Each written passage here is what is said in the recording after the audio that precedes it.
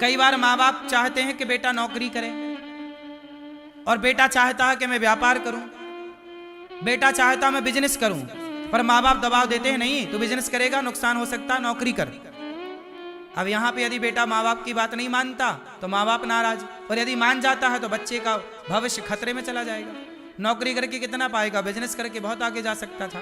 तो यहाँ पे आपको जो आपके लिए बेहतर है वही करो, पर माँ बाप को पलट के कोई जवाब मत दो, हाँ हाँ करते रहो, ठीक है। बात समझ में आ रही है कि नहीं? हाँ, कई बार माँ बाप भी गलत होते हैं, समझो इस बात को। कई बार माँ बाप की गलती से बच्चों का भविष्य खत्म हो जाता है, माँ बाप की गलती के कारण, माँ बाप के कुछ डिसीजन के कारण। लेकिन मैं बच्चों के लिए बोल रहा हूं, आप साइलेंट मूड में रहो और हैप्पी होके बात करो माँ बाप से, खुशी, ठीक है, आपके लिए अच्छा होगा।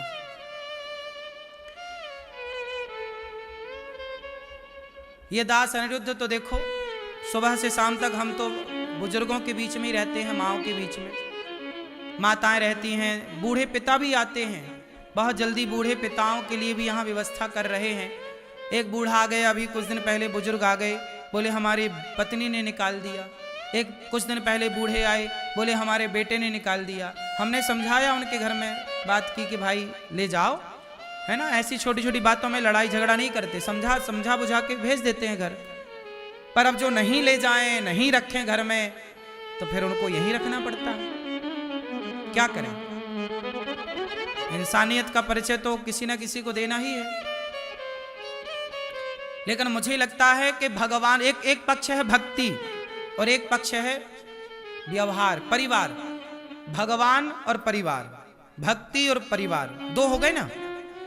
जिसका परिवार मैनेज है, पत्नी पति, बेटा बेटी, माता पिता, जो इनको संभाल के रखे हैं, उन्हीं का मन भगवान में लग सकता है।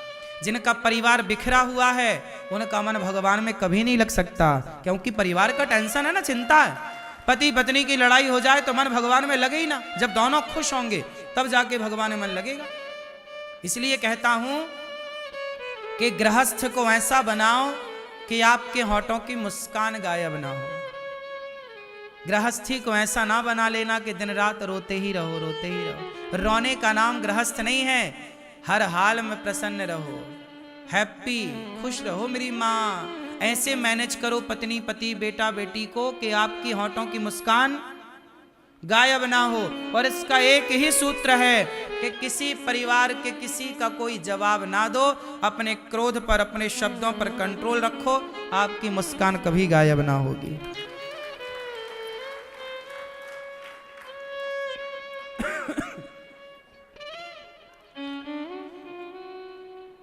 अश्वत्थामा, भगवान ने कहा ब्रह्म बंधुर्न हंतव्य वा तताई बधारण। ब्राह्मण को, अश्वत्थामा को मार दो, छोड़ दो, मार भी दो, छोड़ भी दो। तो क्या मारें क्या छोड़ें? अश्वत्थामा को नगर से निकाल दिया। अश्वत्थामा ने उत्तरा के गर्भ को नष्ट करने के लिए ब्रह्मास्त्र चलाया। तब उत्तरा दौड़ी दौड़ी भगवान की शरण में आई। पाहि पाहि महायोगिन देव देव जगतपते, नान्यम त्वद्भयं पश्ये यत्र मृत्यु परस्परम। चरणों में गिर पड़ी। भगवान ने उत्तरा के गर्भ की रक्षा की, ब्रह्मास्त्र से, सुदर्शनास्त्र के द्वारा ब्रह्मास्त्र को काटा, और भगवान ने उत्तरा के गर्भ में परीक्षित थे, उनकी रक्षा की। अब भगवान द्वारिका जाने लगे तो कुंती बुआ ने कहा, कृष्णाय वासुदेवाय देवकी नंदनाय च नंद गोप कुमाराय गोविंदाय नमो नमः।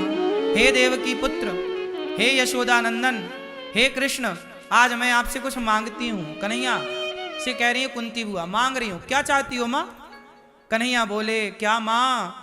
विपदा संतु नः शश्वत तत्र तत्र जगद्गुरो, भवतो दर्शनम यत् स्यात् अपुनर्भव दर्शनम।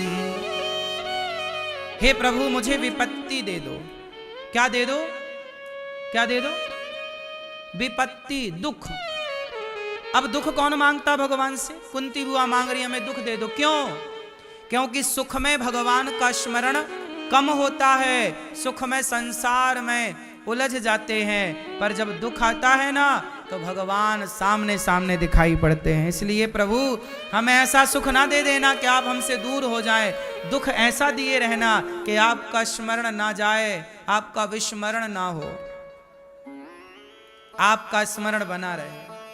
हे प्रभु ऐसी कृपा करो। भगवान बोले मां मैं दुख कैसे दूं? भगवान किसी को दुख नहीं देते। अच्छा बताओ भगवान दुख देते हैं? राम न मारे काहू को पापी नहीं आराम, आप से मर जाते हैं कर कर खोटे काम। राम न मारे काहू को पापी नहीं आराम, आप से मर जाते हैं कर कर खोटे काम। हे प्रभु हम पर ऐसी कृपा कीजिए कि हम आपको भूले ना। भगवान किसी को दुख नहीं देते, व्यक्ति के अपने कर्म दुख देते हैं, और आदमी दोष भगवान को देता है, मिथ्या दोष लगाता है। भगवान ने कुंती बुआ को अपने आप को दे दिया। इसलिए भगवान ज्यादा सुख के पीछे ना पड़ो, ज्यादा सुखी हो जाओगे ना भगवान को भूल जाओगे।